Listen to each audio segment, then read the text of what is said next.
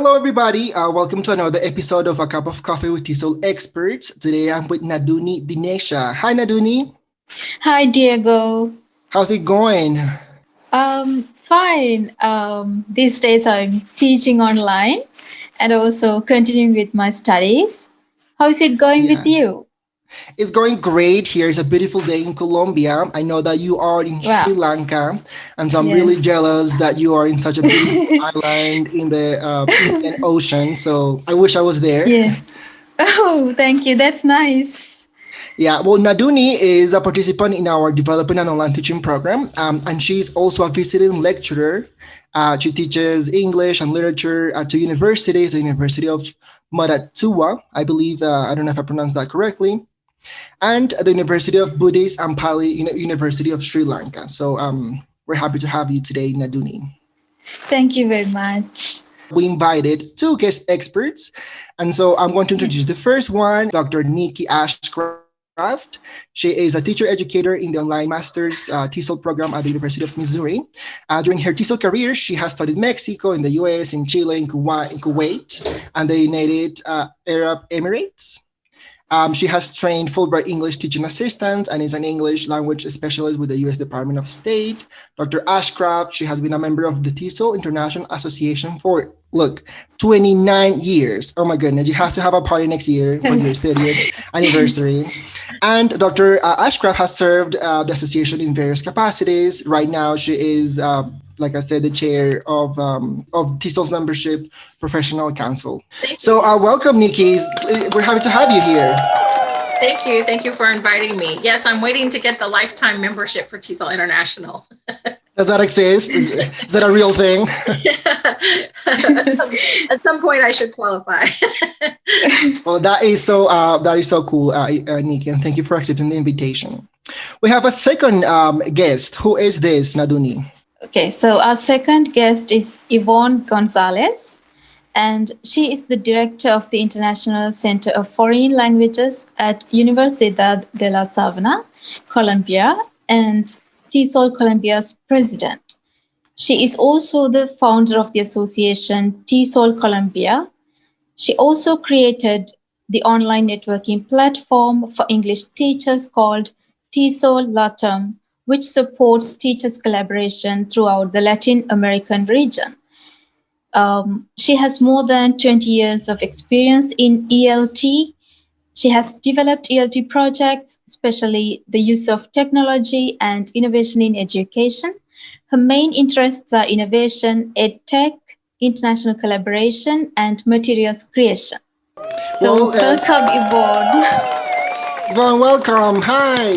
Hello, everybody. Thank you for inviting me.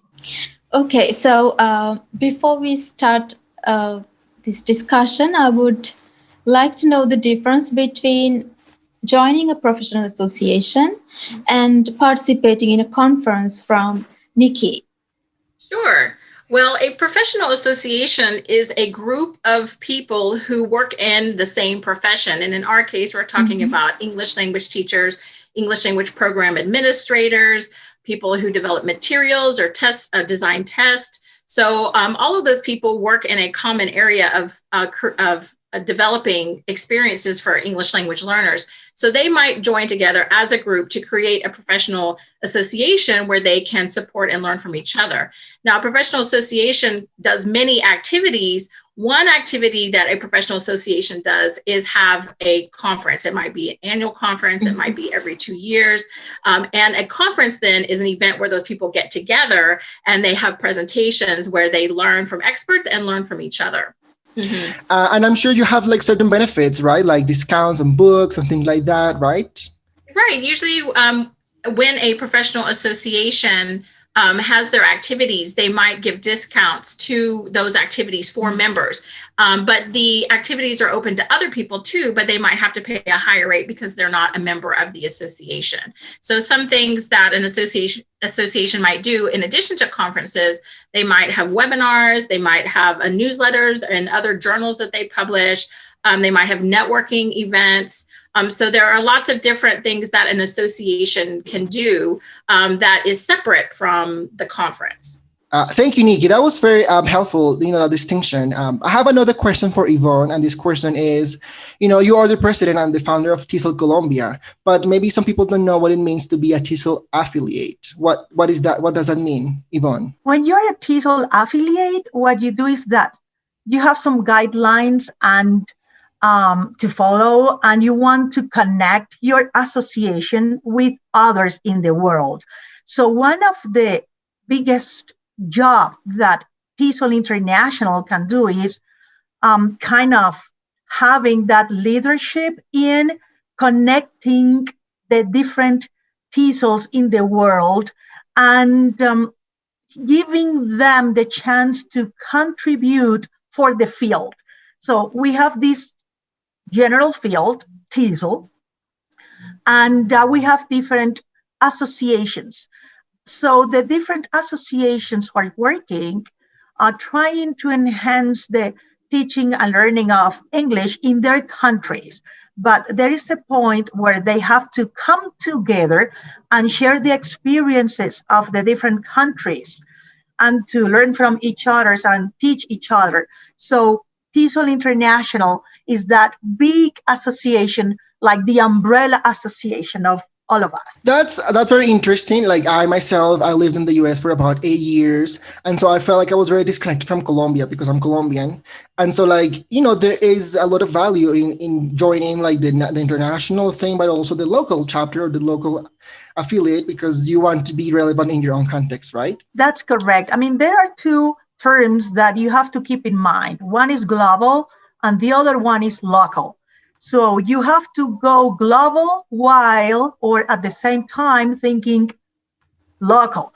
So when you have a participation in both, you have those things. Because in your association in Colombia, in TESOL Colombia, you think about your context and the problems in Colombia for teaching and learning English. But when you go to TESOL International, you think globally. So you look at what is going on out there in the world, and you learn from the best practices to bring it to your local experience. Okay, thank you, Ivonne, for your answer. So now I'm going to dive into today's question. This one is for Nikki. Why should English teachers join professional associations? Well, primary reason is for your own professional development. We often think about joining as an association or attending conferences so that we can learn from experts, so that we can learn from researchers and scholars and authors about the best practices and what are the most current, research findings about second language acquisition and how we can apply them in our classrooms. So we often think about professional development in terms of interacting and learning from experts. And that's true. That happens through professional associations. But more importantly, in a professional association, we learn from each other. All the other people in the association, they work as English language teachers. They have many years of experience. They might be working in a context very similar to yours, and you can exchange ideas. When you go to a conference, there are sessions by experts, but there are many, many other sessions that are presented by teachers just like you, where people share activities that they're doing, projects that their students are working on. They share new technologies that they are experimenting with. They share classroom management techniques. And so you can learn so much from each other. Many times a teacher might be the only English language teacher in their school or in their whole district. So they don't have someone that's there with them in their school that they can exchange ideas with. But when you are a member of a professional association, you have this whole large network of hundreds and thousands of other people who are facing the same issues that you are, that you can learn from. So I think that's the most important reason to join the professional association is for your own continued learning from experts and from other English language teachers. That's great, Nikki. Something you mentioned earlier, you were telling us, about your experience with TESOL and how it made a difference for you being like a person who just attends versus somebody who is actually involved and has taken up some leadership, responsibility. So can you please tell us more about that? So for the first several years when I was a member of TESOL International, I was that more passive recipient of benefits from the association. Like I would get the emails, I would get the newsletters. I went to the conference and I would sit and listen. But that I felt more disconnected from the association then. Like, okay, here's the association and here's me, like two separate things. But then over time, I decided to volunteer more with the association. So when there was a call for who can review conference proposals, well, I volunteered to do that because it wasn't a big time commitment. It was something I could do in a couple of days. Or I volunteered to review applications for an award or for a scholarship. So that was kind of my first, tiptoe steps into getting involved. But then later I belonged to some interest sections, and there was a call for who could be the chair of this interest section. And so I was like, do I want to do that? That's like a much bigger time commitment for a couple of years. But I went for it, and I ran for chair of the teacher educator intersection in TESOL International. I won that election. So then that became a very long commitment to the association as being chair-elect and chair-elect and chair and past chair. And so as I became involved in that capacity as chair of the intersection, and then later also participating in other councils and committees, I really started to know people in the association because I was working with them on an ongoing basis. And when I went to the conferences, I knew people. And so I started to feel then that I was becoming an integral part of the association. I was contributing to the association. So it wasn't before where I was a passive recipient and here's the association and here's me. No, I mean, we are the same. I am the association, I am, and as are all the other members. So that really changed my experience with the professional association then, that I didn't feel separated from it. I felt like, no, I'm a part of this association. And, this is really a part of my professional identity now.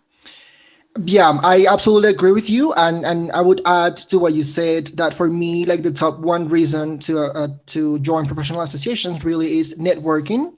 And, what you said makes all of the difference, because if you just go and attend, yes, you can learn, you can, share best practices, but you're missing on so much. And if you are, for example, like me, a person who is trying to pursue a career in academia, networking is everything. And, associations, they have different activities and things where they're trying to connect members with maybe people that are very well known in the field. And so I've done things like one association that I am a part of, they do like breakfast with champions. So you can buy a ticket to join, this big name, somebody that probably you've read before, and you join them for breakfast. So like all of that is very important. And I think that's also, for me, like top one reason is networking. Sure. Our question number 2 is, how can we make the most of our participation? And I would like Ivonne to answer this question. When we think about conferences, one of the things I would say and I would recommend everybody is to plan in advance your participation in the conference. It is not the same being there and last minute going through the program and selecting just at random what presentations you want to attend. The other thing is that once you are in the conference, you must find ways of networking. You must find ways of talking to others. I would suggest having like the icebreakers ready, especially if you are kind of shy and you don't know how to approach someone. So think about that first sentence you would say someone sitting next to you to start a conversation.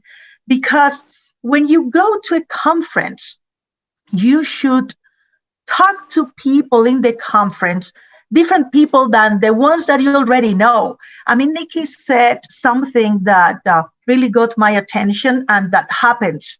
I mean, all the time, is that when you participate in groups, when people from the same institution go to conference, they tend to stick together. They go everywhere together and they don't talk to anyone else. So you're not taking advantage of the conference if you do so. So more ways of how to have this active role when you are part of an association or when you attend conferences is, for example, checking the attendee list if you're going to a conference. So some platforms give you the chance of knowing who is attending. So if you have your goals, ready, if you know what you want to learn and who you want to talk to, for example, what institution in the world you would like to connect with, look in the attendees list for someone who comes from that institution. So that way you connect to that person, you start talking to that person, and you can learn something really valuable.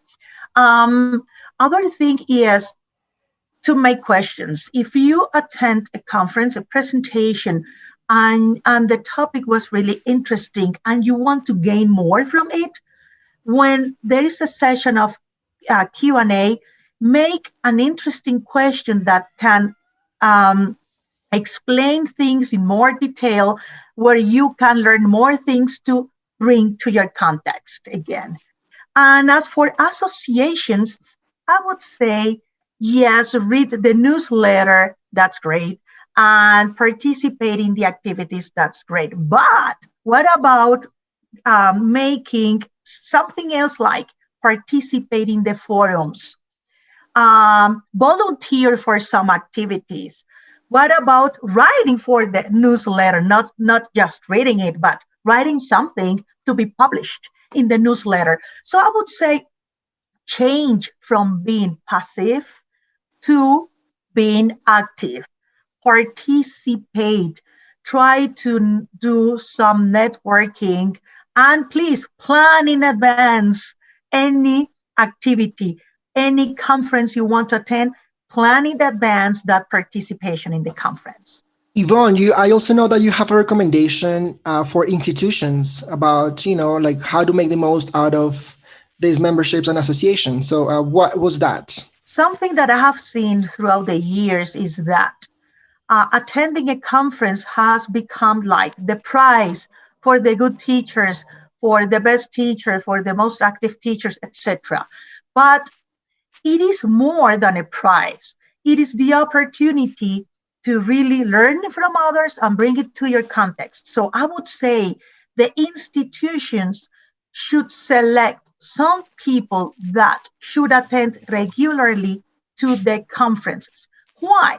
Because the first time you attend to a conference, it is the time that you don't know anything about it and you just go and learn. It is like you just start like walking throughout the conference and learning how to do things and learning how to select the presentations that are really good for you. But when you continuously go the second time, you know how to do that. So the third time, you're really an expert on taking advantage of the conference.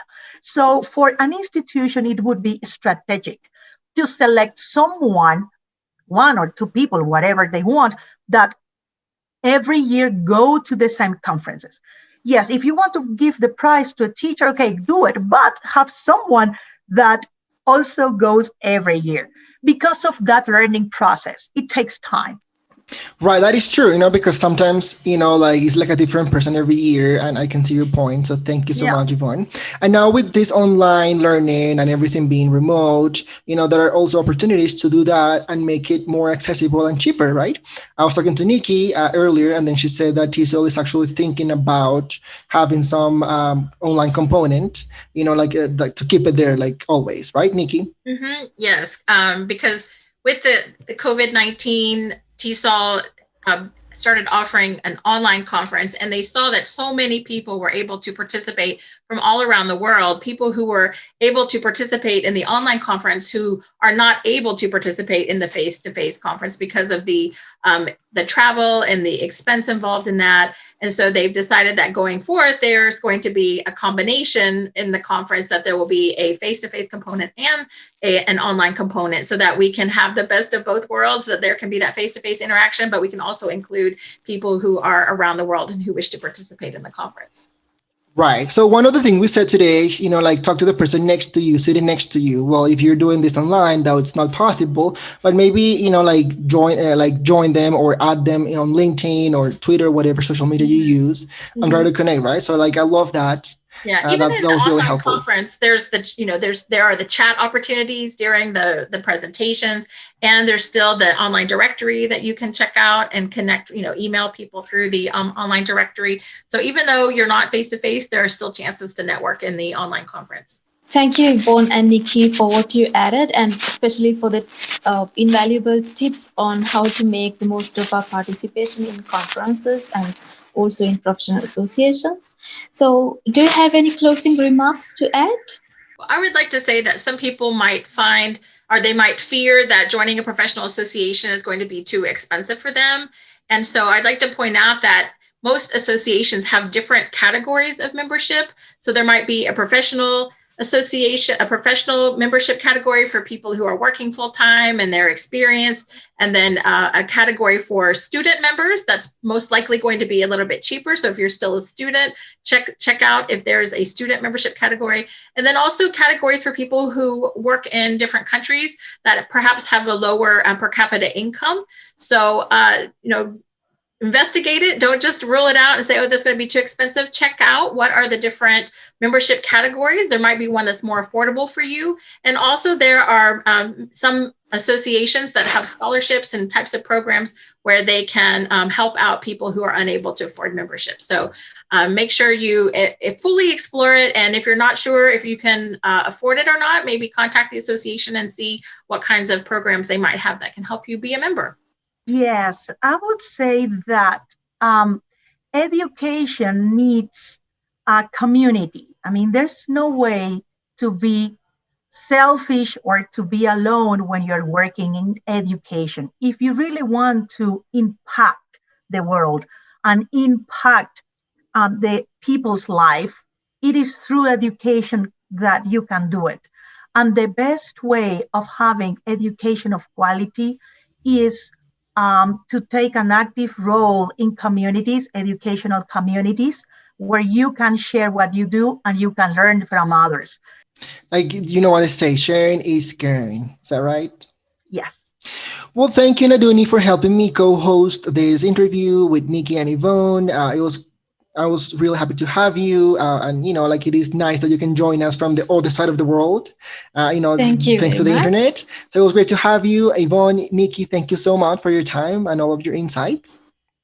I'll see you next Thank time. you so much. All right.